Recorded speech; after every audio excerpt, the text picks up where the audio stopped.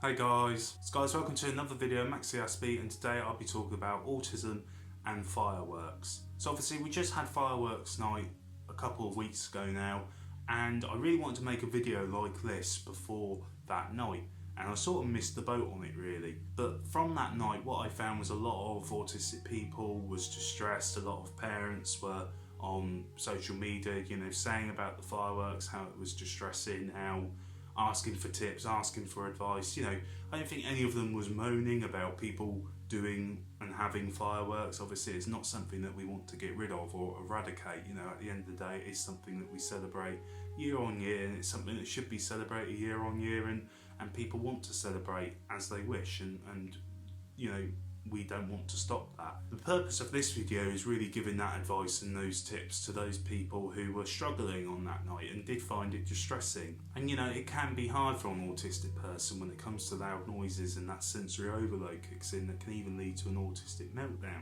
At the same time, it can be really hard for a parent who's got a child who's having that oversensory and having those autistic meltdowns on that night. So I really want to make a video like this because we have got New Year's coming up, and there will be fireworks and there will be the whole shebang again. And I just feel like it's a good time to make a video on what we can do and what advice I can give to make that environment a bit more comfortable for an autistic person and for that parent. So the first tip I would do is arrange to do something, whether it's having a games night in, or watching a favourite film, or even having a takeaway meal with your friends or with your parents, or the parents ordering the takeaway, vice versa. If you arrange something, you'll look forward to it, they'll look forward to it, and it's just really key that they look forward to that day rather than dread the day coming. And the amount of distractions you can cause if you do arrange to do something will take your mind off, their mind off what is going on outside. I'd also really invest in some ear defenders or headphones. They've helped me out in many situations when I've been at work and I feel like I just need to block out the noise. I often put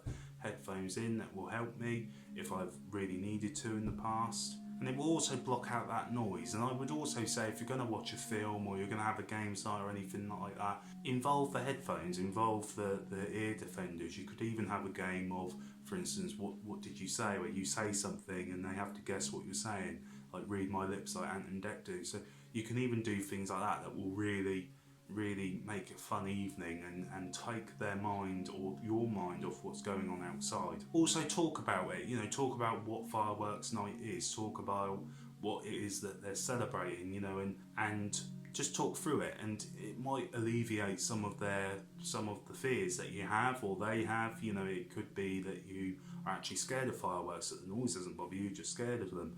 So if you can talk about it and get to the root of what it is, and talk about what the event is and why it happens, and it happens on this date every year and everything else, and we're going to do this on every day of the year, it can really help, I think, in those situations to talk about it. Also celebrate it if you can. What my mum tried to do with me while I was growing up was she would try and get me involved in things that might make me feel a little bit uncomfortable, because the more I did it, more comfortable I got. But also, if I shied away from those things, I might end up missing something I would actually enjoy. And there are some autistic people out there that will love the fireworks and love the lights and love seeing all of it because they'll find it really amazing and pretty and everything else. They will just really like fireworks.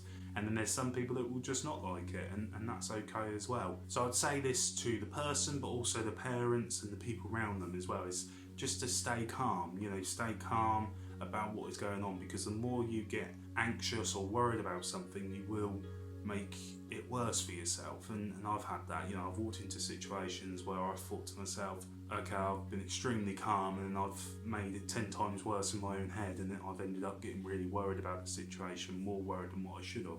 So if you stay calm and the people around you stay calm, it can really give that calming influence in that environment and make it a better environment to be in.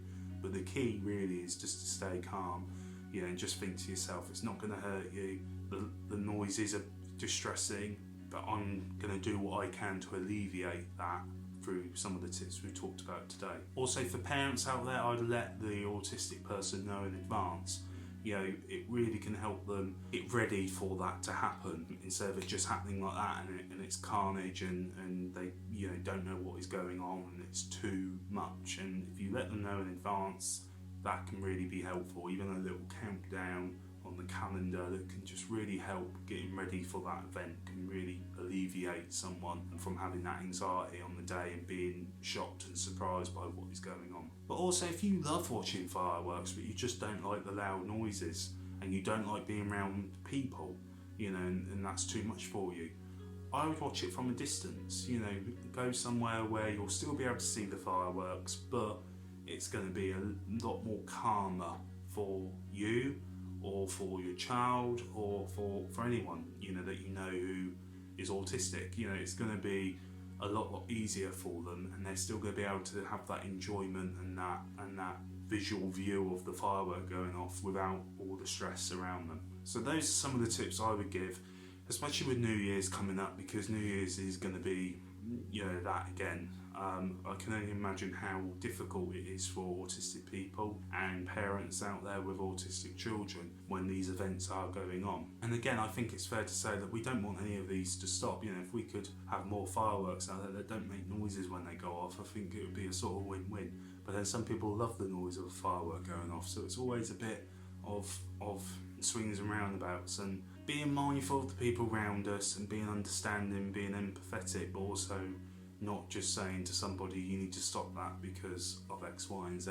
So it's a really grey area, but I really wanted to make this video to give the best advice I could, the best tips I could to help an autistic individual or parent on that night. So guys, tell me what you think down below. I hope you enjoyed the video, and guys, thank you for watching. Take care and goodbye for now.